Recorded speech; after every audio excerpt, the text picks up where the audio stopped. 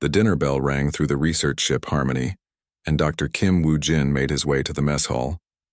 The long corridors hummed with the quiet sounds of the ship moving through space. Blue lights lined the walls, casting everything in a soft glow that reminded him of deep ocean water back on Earth. Woo-jin carried his food tray past tables filled with crew members from different worlds. At one table sat 3 Molochs, their green skin shimmering as they shared what looked like liquid metal soup. Near the windows, a group of tall Zephyrians swayed gently as they ate, their bodies moving like grass in wind even while sitting still. He spotted Dr. Lee Ha-na sitting alone at a corner table. She was poking at her food while reading something on a small tablet. Her black hair was pulled back in a simple ponytail, and she wore the same gray research uniform as everyone else on the ship. But Hana always seemed lost in thought, like she was solving puzzles that nobody else could see. Woo-jin walked over and set his tray down across from her. "Mind if I sit here?" Hana looked up and smiled. "Of course not. How was your shift in the lab today?" "Boring," Woo-jin said as he sat down. "We are still trying to clean dirt off those stone tablets from the Kepler site. Some of the writing is so old that our computers cannot read it properly." Hana nodded and took a small bite of her food. The mess hall served the same basic meals every day: protein blocks, vitamin paste, and water. It was healthy but not very exciting. Sometimes Woo-jin missed the street food from Seoul, especially the hot noodles his grandmother used to make. "I heard something interesting today," Woo-jin said, lowering his voice a little. "What kind of interesting?" Woo-jin glanced around the room. At a table near the center, he could see Vexistar, the Calorian diplomat. The alien was tall and blue-skinned, with 4 arms and eyes that seemed to glow in the dim light. Vextar was talking loudly to a group of other non-human crew members. "I was walking past the communications room this afternoon," Woo-jin said. Vextar was having a video call with someone from the Galactic Council. "He was talking about Earth." Hana raised an eyebrow. "What about Earth?" "Nothing good." Woo-jin cut a piece of his protein block and chewed it slowly. He was laughing about humans. "Called us soft primitives who got lucky and stumbled into space travel." Hana stopped eating and looked at Woo-jin more carefully. "He said that?" "Yes, and worse." Woo-jin felt his face getting warm as he remembered the conversation. "He said that Earth has no real strength compared to the warrior races in the galaxy. That humans are weak and should be grateful that stronger species allow us to join their projects." The 2 humans sat quietly for a moment. Around them, the mess hall continued its normal evening routine. Crew members finished their meals and headed back to their quarters or to night shifts. The soft sound of different languages mixed together in the air. Hana set down her fork and looked out the large windows that showed the stars streaming past. "Vextar said all of this?" "Every word." He was very proud of himself, too. Like he was sharing some great wisdom with whoever was on the other end of that call. Hana was quiet for several more seconds. Then she reached into the small bag she always carried with her research tools. Her fingers moved around inside the bag until she found something. She pulled out a small metal container about the size of her palm. "Woo-jin," she said, setting the container on the table between them. "Can I ask you something?" "Sure. What do you think makes a species strong?" Woo-jin thought about the question. "Physical power, I guess. Good weapons. Advanced technology. The ability to win battles and control territory." Hana nodded slowly. "That is what most beings in the galaxy think." "That is certainly what Vextar thinks." She opened the small container. Inside, sitting on soft white padding, was what looked like a tooth. A human tooth. It was yellowed with age and had clearly been worn down by years of use. Woo-jin stared at it. "Hana, why are you carrying around an old tooth?" "This is not just any old tooth," Hana said quietly. "This is possibly the most important artifact our archaeological team has ever discovered." "A tooth? More important than those golden statues we found on Zerion? More important than the crystal computers from the Delvian ruins?" Hana picked up the tooth carefully, holding it up to the light. "Much more important than any of those things." Woo-jin leaned forward. "I do not understand." "This tooth was found 3 weeks ago during our excavation of the deepest levels of the Kepler 442b site," Hana said. "Do you remember those ruins? The ones that are supposed to be from an ancient civilization that died out long before humans ever left Earth?" "Yes, of course. We have been studying artifacts from that dig for months. This tooth was embedded in what appears to be a shrine, a place of honor deep underground. Our dating equipment shows that it has been there for over 50,000 years. Wu Jin felt confused. That cannot be right. Humans were not even close to space travel 50,000 years ago. We were still learning how to make fire and hunt animals. I know, Hana said. That is what makes this so interesting. She placed the tooth back in its container but left the lid open.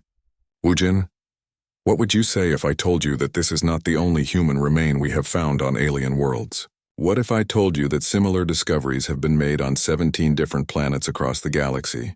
17? Wu Jin almost dropped his fork. That is impossible.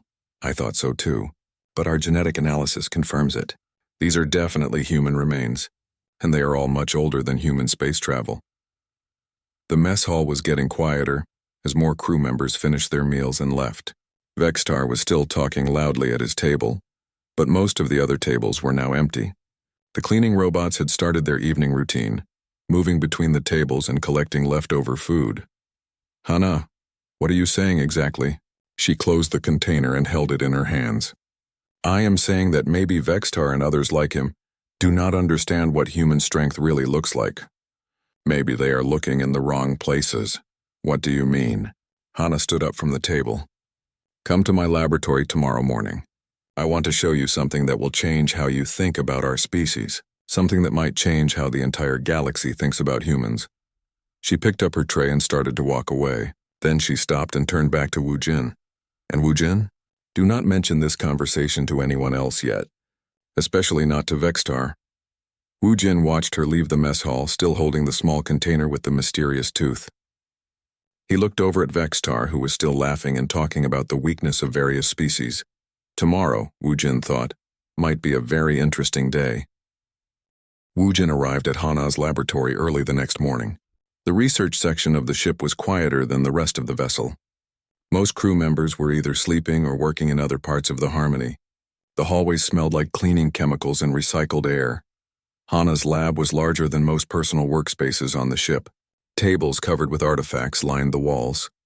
Digital microscopes, dating equipment, and analysis computers filled every available surface. In the center of the room stood a large holographic display unit that could show three-dimensional images of anything Hana wanted to study. You are early, Hana said when Wu Jin knocked on her door. I could not sleep, Wu Jin admitted. I kept thinking about what you said last night. Hana gestured for him to come inside. She was already wearing her work clothes and had clearly been in the lab for some time. Several containers sat open on her main work table, each holding different artifacts from various archaeological sites. Good. I have been preparing something to show you. Hana walked to a secured storage unit against the far wall. She entered a code on the digital lock and pulled out a larger container than the one she had shown him the night before.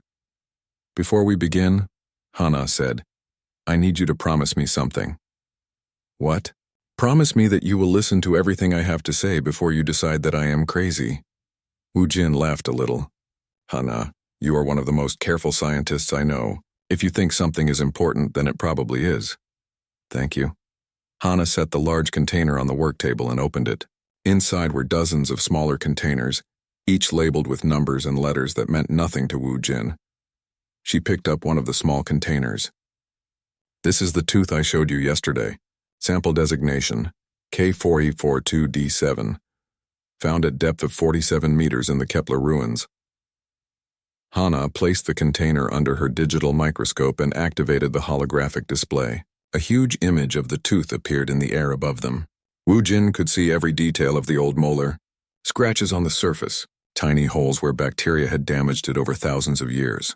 Wear patterns that showed how the original owner had used it to chew food.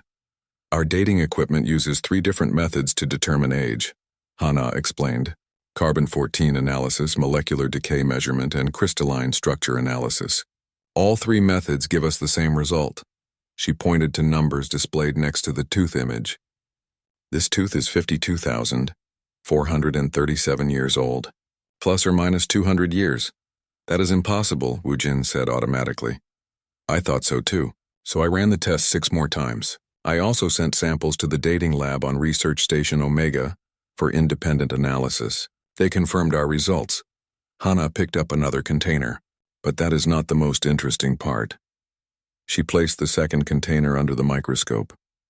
Another tooth appeared in the holographic display. This one looked different. Smaller and more pointed. This is sample T'-A3, found on Threx Prime during excavation of their ancient capital city. Age 49,612 years old. Wu Jin stared at the two teeth floating in the air above him. Two human teeth, on two different planets, both older than human civilization. 3 planets, Hana corrected. She added a third container to the microscope display. This is from Zephyrian space. Sample Z beta C1. Age, 51,104 years old. The 3 teeth hung in the air like ghosts from an impossible past. Wu Jin walked around the holographic display, studying them from different angles. They were definitely human teeth. He had studied enough human remains in his career to be certain of that. Hana, how many planets have you found these on? 17 confirmed sites so far. We are still analyzing samples from 12 more locations. Hana walked to her computer terminal and pulled up a star map. Red dots marked locations throughout the galaxy. Each dot represented a planet where human remains had been discovered in archaeological sites that predated human space travel by tens of thousands of years. The pattern is consistent across all sites. Hana continued. Human teeth, bone fragments, and sometimes larger skeletal remains, all found in the deepest archaeological layers, all carbon dated to between 45 and 55,000 years ago. Wu Jin sat down heavily in one of the lab chairs. This changes everything we know about human history. It gets stranger, Hana said. She pulled up another display showing DNA analysis results. Genetic testing shows that these remains are not from some unknown human subspecies. They are from modern humans, people who could be our direct ancestors. Have you told anyone else about this? Hana shook her head. The Archaeological Council has classified all findings until we can understand what we are dealing with. Only senior researchers on each excavation team know about the discoveries. She returned to the work table and carefully picked up the original tooth from Kepler 442b. But there is something else. Something that might be even more important than the age of these remains. What? Hana activated another section of her computer system. Medical analysis data filled several screens around the room. I ran complete medical analysis on all the remains we have found. I wanted to understand how these people died. The data was complex, but Hana highlighted the important sections. Every single remain shows evidence of extreme trauma, massive injuries that would have been immediately fatal. They died violently? They died protecting others, Hana said quietly. Look at this analysis from the Kepler site. She pointed to a medical reconstruction on her screen. The person who owned this tooth died from radiation poisoning. Massive doses that would kill someone in minutes. But here is the interesting part.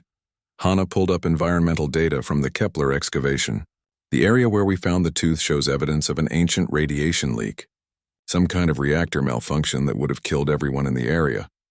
So this person died in an accident? No. Hana showed him more data.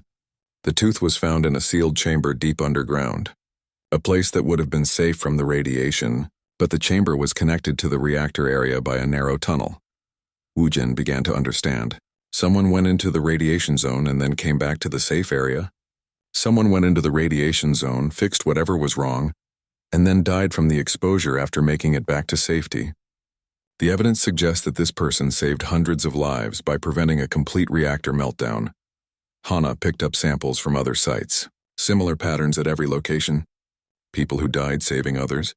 People who sacrificed themselves for beings they had probably never met before. Aliens?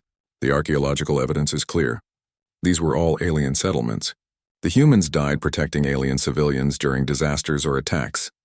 Wu Jin stood up and walked to the star map again. 17 red dots scattered across the galaxy. 17 places where humans had appeared in the distant past to die for strangers. Hana, what does this mean? She closed the containers carefully and returned them to the secured storage unit. I do not know yet, but I think we are going to find out. 3 days later, Wu Jin found himself spending most of his free time in Hana's laboratory. The mystery of the ancient human remains had consumed both of their thoughts. They worked together during the day on their regular archaeological duties, but every evening they returned to study the impossible evidence. Hana had requested additional files from the Central Archaeological Database. The Harmony's communication system worked slowly when they were traveling between star systems, but eventually, the information arrived. Detailed reports from excavation teams across the galaxy, all marked with the highest security classification. I have been thinking about the timeline, Wu Jin said as he entered the lab on the fourth evening. 50,000 years ago, humans were living in small groups on Earth. We used stone tools and lived in caves. Hana looked up from her computer terminal. She had been reading reports for hours and looked tired. I know, we had not even developed agriculture yet. But somehow our people were also scattered across the galaxy, dying to save alien species. It makes no sense. Unless, Hana said slowly, we are thinking about this the wrong way. She activated the large holographic display in the center of the room. Instead of showing individual artifacts, this time the display showed a three-dimensional map of the galaxy. Red dots marked every location where human remains had been found. I have been studying the distribution pattern, Hana said. At first it looked random, humans appearing on different worlds with no connection between them. She manipulated the display controls, and the galaxy map began to show additional information. Blue lines appeared between some of the red dots connecting different star systems. But look at this. These blue lines represent major space travel routes used by ancient alien civilizations. Trade routes, military paths, communication networks.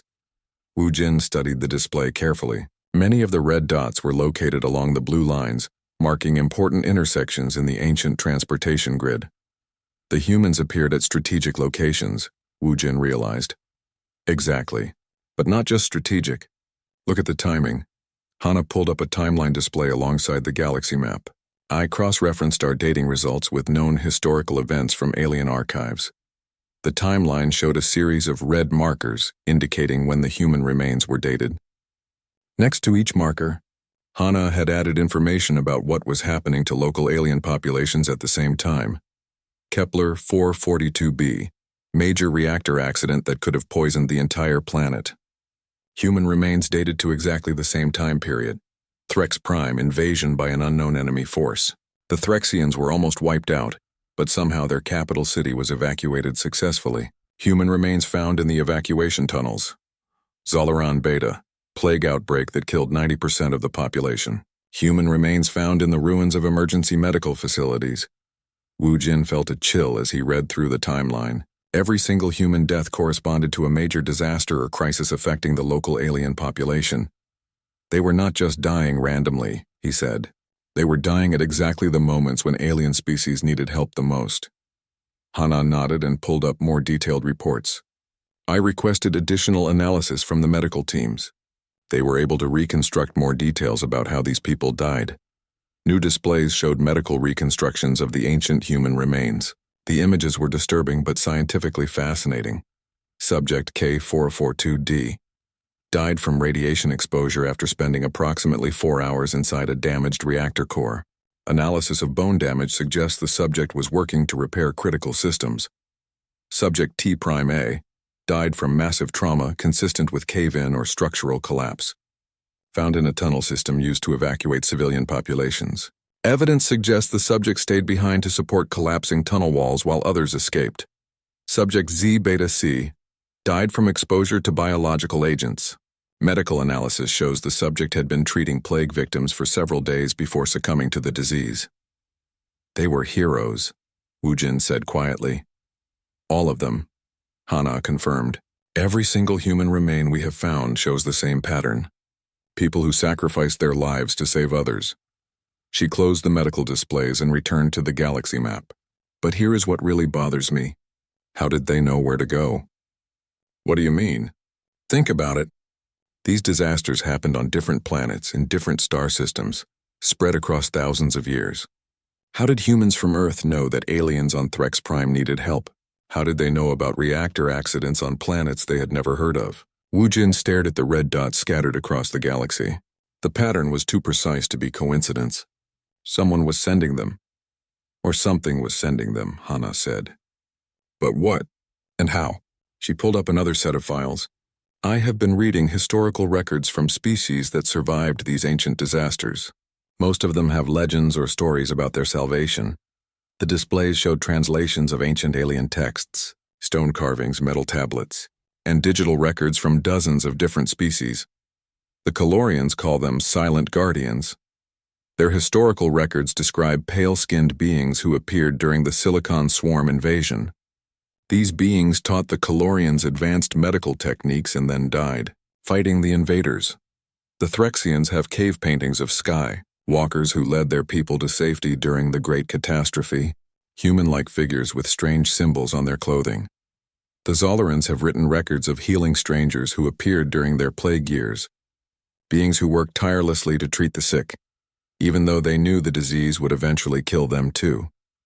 Wu Jin read through several of the translated texts. The descriptions were remarkably consistent across different species and time periods. Humans who appeared suddenly helped with whatever crisis was happening, and then died in the process. They remember, he said. They remember, but they never understood what they were seeing. Hana replied. To them, these were mysterious beings from legend. They had no way to know they were looking at humans from Earth.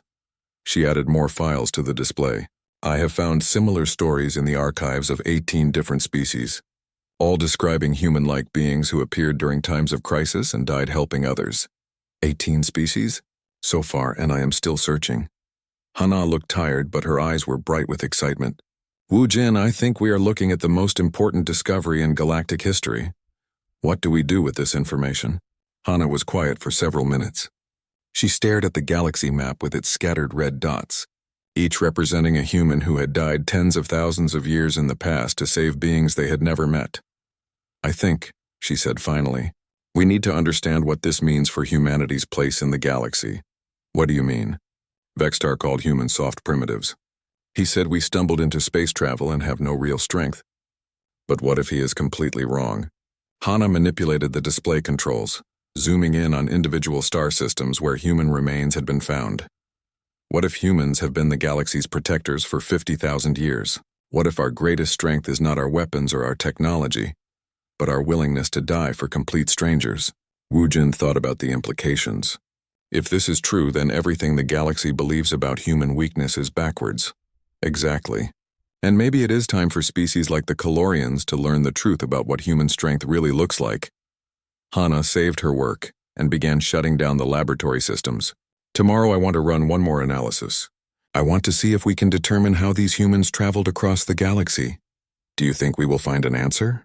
Hana picked up the original tooth from Kepler 442b and held it up to the light. The ancient molar looked small and fragile in her hand, but Wu Jin now understood that it represented something much larger. I think, Hana said, we are going to discover that humans are much more important to galactic history than anyone ever imagined. A week had passed since Hana first showed Wu Jin the ancient tooth. Their evening research sessions had become longer and more intense as they uncovered more evidence of humanity's mysterious past. Tonight, Hana had set up multiple holographic displays around her laboratory, each showing different pieces of the puzzle they were trying to solve. I have been thinking about the travel problem, Wu Jin said as he entered the lab. How did humans get to all these planets 50,000 years ago? Hana was standing in front of a display showing ancient alien artwork, carved stone images from different worlds, all depicting similar scenes of human-like figures helping during disasters. I think I might have found something, she said without turning around. But you are not going to believe it. Try me, Hana gestured to the artwork display. I have been analyzing the symbols and markings that appear with human figures in these ancient carvings. Most alien archaeologists assumed they were decorative elements or religious symbols. She pointed to a stone carving from Threx, Prime. The image showed human figures leading a group of alien civilians through what appeared to be underground tunnels. Strange markings covered their clothing. But what if they are not decorative? What if they are actually writing? Wu Jin moved closer to study the symbols. They looked like a combination of geometric shapes and flowing lines. Nothing like any human language he knew. I ran these symbols through our translation database, Hana continued. No matches with any known alien languages. But then I tried something different. She activated a new display showing the same symbols arranged in different patterns. Next to each arrangement, computer analysis showed possible meanings based on context and repetition patterns. I analyzed how these symbols appear across different planets and time periods. The computer found consistent patterns that suggest an actual written language. You broke the code? Partially. Enough to understand some basic concepts. Hana highlighted several symbol groups. This symbol cluster appears to mean help or rescue. This one seems to indicate time or when. And this one shows up whenever humans are depicted sacrificing themselves. She pulled up more examples from different worlds. But here is the interesting part. The symbols are not random across different planets. They follow a logical progression like instructions or a mission briefing. Wu Jin studied the symbol patterns. Instructions from who? That is what I have been trying to figure out. Hana walked to another display showing a timeline of the human appearances. Look at this chronological analysis. The timeline showed human interventions across 50,000 years of galactic history. But instead of random occurrences, the events followed a clear pattern. The earliest human appearances correspond to the development of advanced alien civilizations. As species reached certain technological levels, humans began appearing to help them through major crises. Like they were being guided to intervene at specific moments? Exactly. And look at this. Hana highlighted several clusters of events on the timeline. Multiple human interventions happening simultaneously across different star systems. People who could not possibly have communicated with each other were taking coordinated action. Wu Jin felt a strange chill. Someone was coordinating them, or something was. Hana pulled up a new set of files.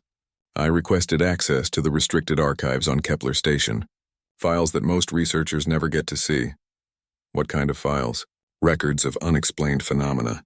Things that do not fit into normal scientific categories. Hana opened the first file, and new displays activated around the laboratory.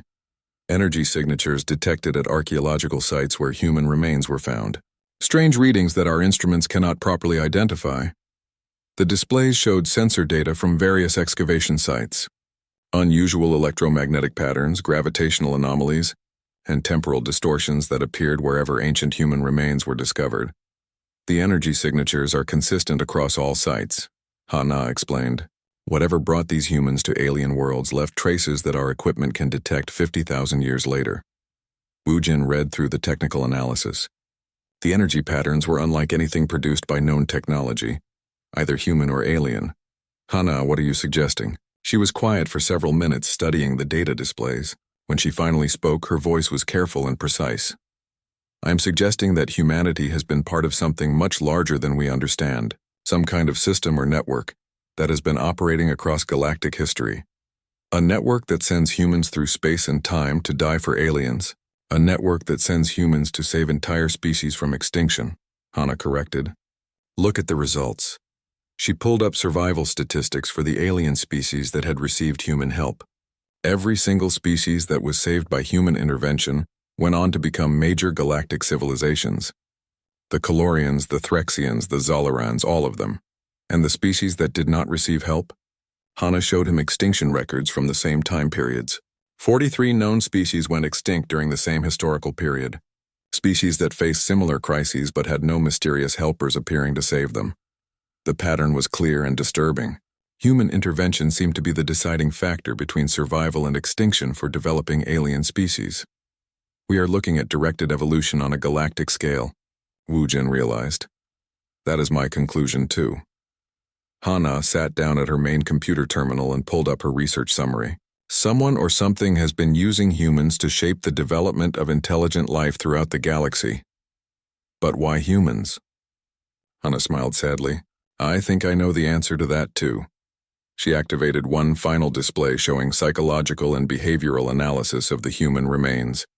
Medical reconstruction had provided detailed information about how these ancient humans had lived and died.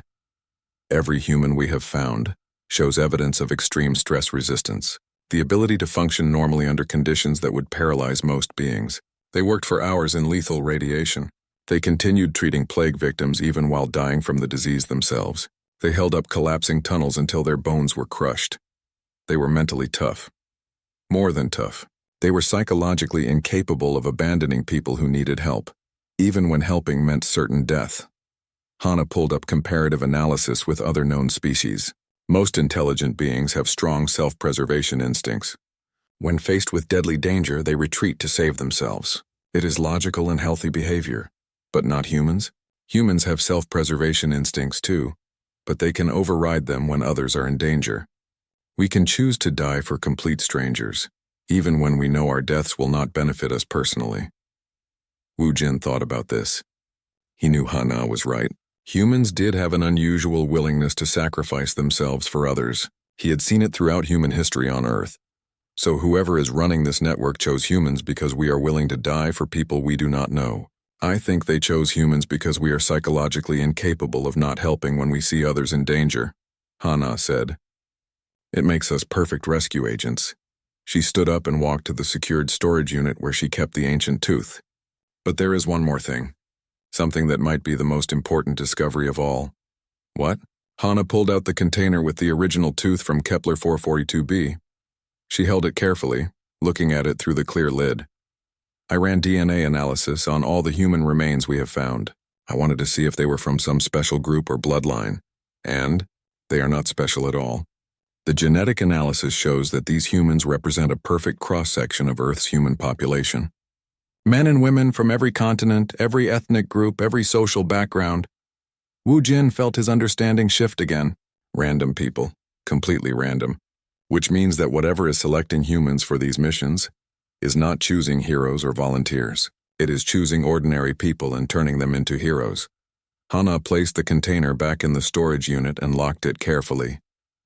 Wu Jin, I think we need to tell someone what we have discovered. Who? I think it is time for Vextar and the rest of the galaxy to learn the truth about human strength. Hana spent the next 2 days preparing her presentation. She had decided to reveal their discoveries to the senior crew members of the Harmony, including Vextar and representatives from other alien species aboard the ship. Wu Jin helped her organize the evidence and prepare the holographic displays they would need. The meeting was scheduled for the ship's main conference room, a large space normally used for planning archaeological expeditions. Hana had requested time to present what she called significant findings related to human archaeological presence in galactic history. When the day arrived, Wu Jin felt nervous as he helped Hana carry her equipment to the conference room. They were about to challenge fundamental assumptions about humanity's place in the galaxy. The reaction could be anything from excitement to disbelief to anger. The conference room filled with curious crew members. Captain Torres, a quiet woman who had led archaeological expeditions for 20 years, sat at the head of the table. Next to her was Dr. Zenth, the Malarian chief scientist whose green skin shimmered under the room's lights. Vextar arrived exactly on time, his tall blue form dominating one side of the room. He nodded politely to Hana and Wu Jin, but seemed more interested in checking messages on his personal communication device. Several other senior crew members filled the remaining seats. Zephyrians, Threxians, and 2 more Calorians created a diverse audience that represented most of the major species in the galactic community. Thank you all for coming, Hana began as she activated the room's holographic display system. What I am about to show you will challenge everything we think.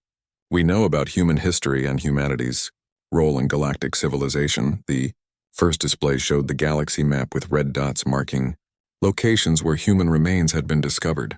Murmurs went around the room as the alien crew members saw the scope of the findings. Over the past month, Dr. Kim and I have been analyzing archaeological evidence from 17 different worlds, evidence that shows human presence in alien settlements dating back over 50,000 years. Dr. Zenth leaned forward, his large eyes focusing on the display. Dr. Lee, are you saying that humans were traveling between stars before they developed space technology? That is exactly what I'm saying. Hana activated the next display, showing the ancient tooth from Kepler 442b. This human molar was found embedded in a shrine in the deepest archaeological layers of the Kepler ruins. Carbon dating shows it is over 52,000 years old. Vextar looked up from his communication device for the first time. That is obviously a dating error. Humans were primitive cave dwellers 50,000 years ago. I thought so too, Hana replied calmly. So I had the sample tested by 6 different laboratories using 3 different dating methods.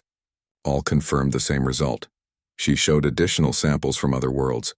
Teeth, bone fragments, and complete skeletal remains, all carbon dated to between 45 and 55,000 years old. Genetic analysis confirms that these are modern human remains, people who could be our direct ancestors, found in alien archaeological sites across the galaxy. The room was completely quiet now. Even Vexitar had put away his communication device and was studying the evidence carefully. Captain Torres spoke first. Dr. Lee, what is your explanation for this apparent impossibility? Hana activated a new series of displays showing the medical analysis of the human remains. Every single human we have found died saving alien lives during major disasters or crises. The displays showed reconstruction images of how the ancient humans had died.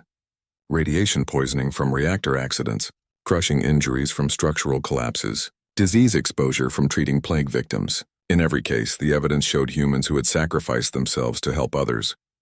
The pattern is consistent across all 17 sites, Hana continued.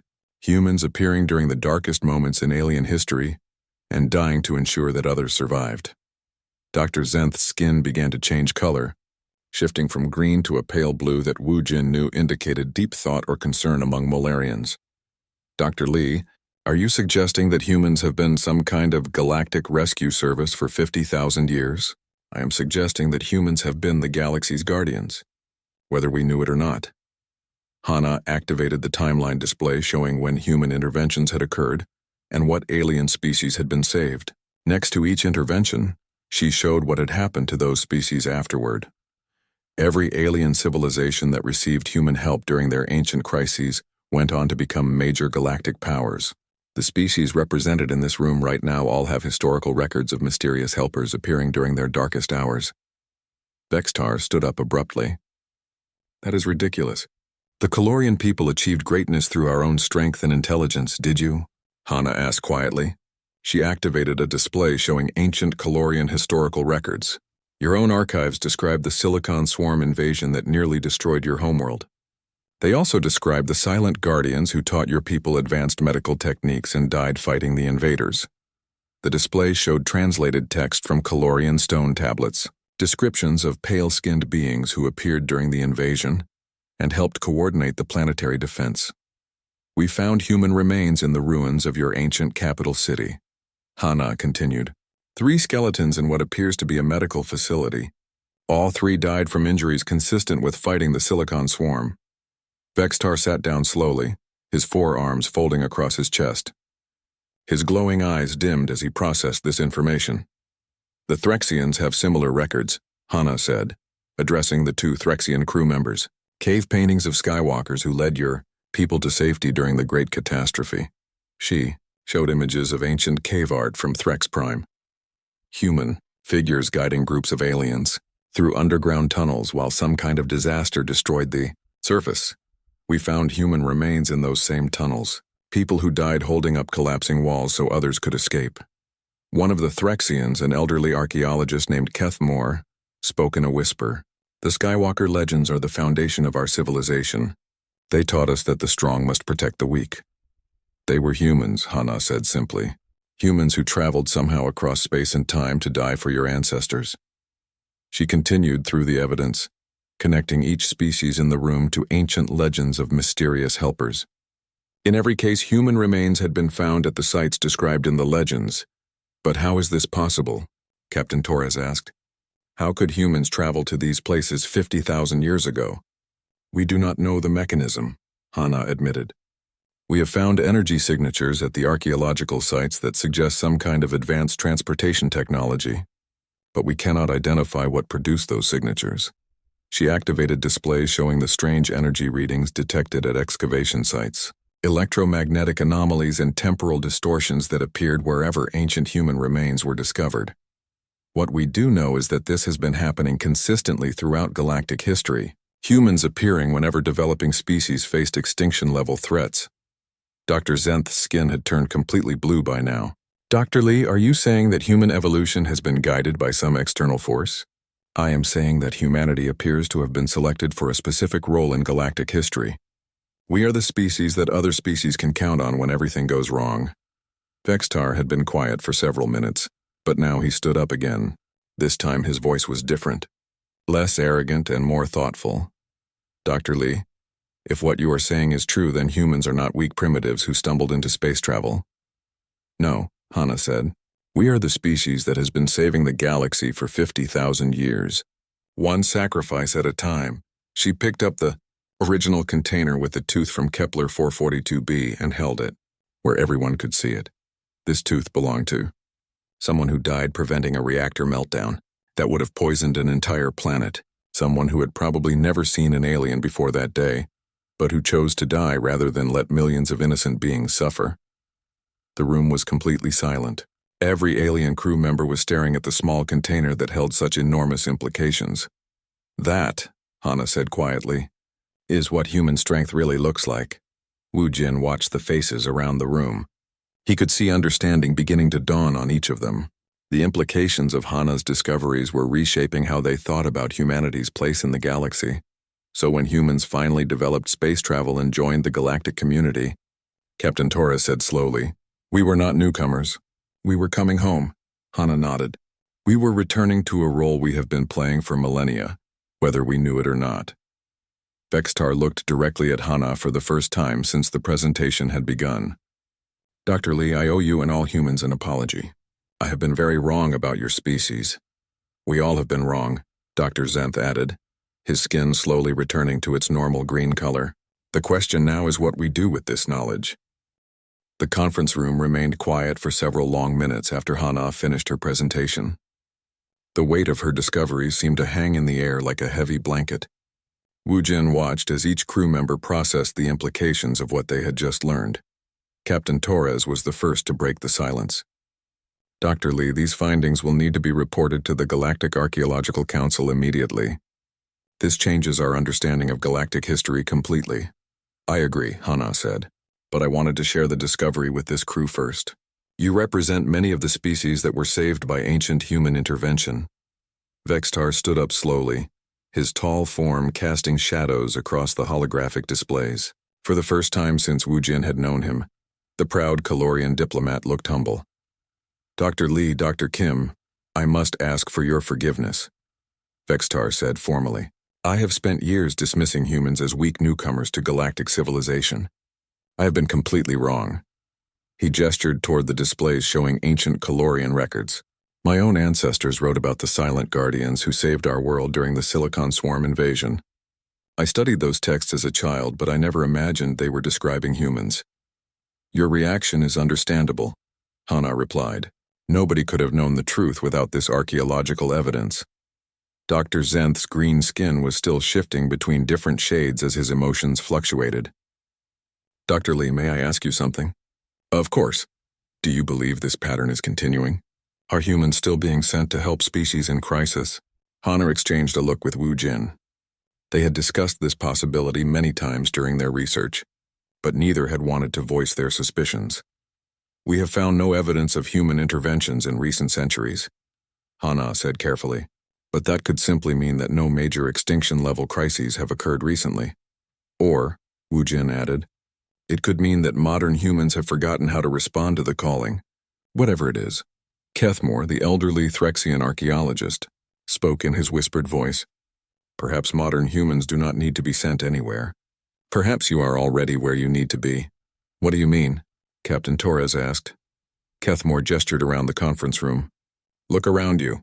Humans working alongside alien species, exploring the galaxy together, sharing knowledge and resources. Maybe the ancient pattern has evolved into something new." Wu Jin felt a strange sensation as he considered this idea. The Harmony was one of hundreds of mixed-species ships exploring the galaxy. Human researchers, diplomats, and crew members worked on thousands of projects throughout known space. "You think modern humans are still fulfilling the guardian role, just in a different way?" he asked. "I think humans are still doing what they have always done," Kethmore replied, "helping others even when it costs them something. You just do it openly now as part of galactic civilization." Dr. Zenth's skin settled into a steady blue-green color. That would explain why human integration into galactic society has been so successful. Other species instinctively trust humans because we have genetic memories of being saved by them. Vextar was nodding slowly. It would also explain why humans are so often chosen for diplomatic missions and peacekeeping roles. We respond to humans differently than we respond to other species, even though we could never explain why. Hana walked over to her equipment and carefully packed the container, holding the ancient tooth. "Whether the pattern is continuing or not, I think we have learned something important about what makes humans special." "What is that?" Captain Torres asked. "Humans are not the strongest species in the galaxy. We are not the smartest or the most advanced, but we are the species that other species can count on when everything goes wrong. She held up the container one more time, letting everyone see the small artifact that had started their investigation. This tooth belonged to someone who had probably never seen an alien before, someone who was somehow transported across space and time to a planet they had never heard of. And when they arrived, they chose to die rather than let innocent beings suffer.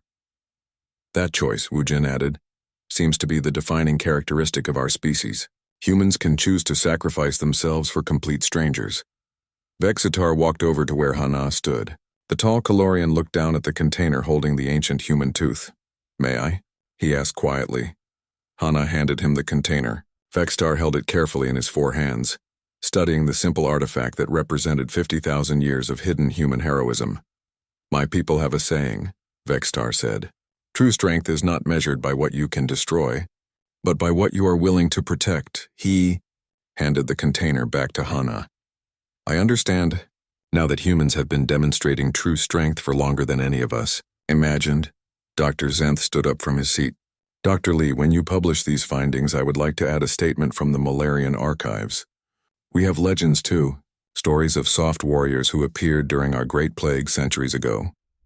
"The Zephyrians have similar stories," added one of the other crew members. "We called them wind speakers because they seem to appear and disappear like gentle breezes." One by one, representatives from different species began sharing their ancestral stories of mysterious helpers. In every case, the descriptions matched what Hana and Wu Jin had found in the archaeological record. "It seems like every species in the galaxy has been touched by human sacrifice at some point in their history," Captain Torres observed. "Which means," Hana said, "that the bonds between humans and other galactic species are much older and deeper than anyone realized." She finished packing her equipment and looked around the room at the assembled crew members. Aliens from a dozen different worlds, all united by the shared revelation that humans had been their protectors throughout history. "I have one final thought to share," Hana said. "We still do not know how or why humans have been fulfilling this guardian role for 50,000 years. We may never understand the mechanism behind it. But that might not matter," Wu Jin continued. "What matters is that we understand our responsibility to continue the pattern, to be the species that others can count on when they need help." Vexitar stepped forward. "Dr. Lee, Dr. Kim, on behalf of all non-human species represented here, I want to say something." The room fell quiet as the Kalorian diplomat composed his thoughts. "Thank you, not just for this discovery, but for 50,000 years of sacrifice that kept our ancestors alive. Thank you for being the guardians the galaxy needed, whether we knew it or not. And thank you," Dr. Zenth added, "for continuing to be the species we can trust to do the right thing, even when it costs you everything." As the meeting ended and crew members began to leave the conference room, Wu Jin found himself standing next to one of the large windows that showed the stars streaming past. Hana joined him there, still holding the container with the ancient tooth. "Do you think we will ever understand how this all works?" Wu Jin asked. Hana looked out at the infinite darkness filled with points of light, each star potentially hosting worlds where humans might once have died to save alien lives. "Maybe understanding is not the important part," she said. "Maybe the important part is accepting our role and trying to live up to it." She opened the container and looked at the ancient tooth one more time. The yellowed molar seemed ordinary, but Wu Jin now knew it represented something extraordinary, evidence that humans had been the galaxy's quiet protectors for millennia. "Somewhere out there," Hana said softly, "there might be humans right now making the same choice this person made 50,000 years ago, choosing to help strangers, even knowing it might cost them their lives." Wu Jin thought about all the humans scattered throughout galactic civilization, researchers like themselves, diplomats, traders, explorers, and simple crew members working on thousands of ships and stations across known space. "And maybe that is enough," he said. "Maybe just being willing to help is what makes the difference." Hana closed the container and held it carefully against her chest. Tomorrow, she would begin the process of sharing their discoveries with the galaxy. But tonight she and Wu Jin stood together at the window, looking out at the stars and thinking about the countless unnamed humans who had died to keep those stars populated by grateful alien species. The ancient pattern continued, just in new forms. Humans still protecting others, still sacrificing for strangers, still being the species that others could count on when everything went wrong. And perhaps that was the most human thing of all,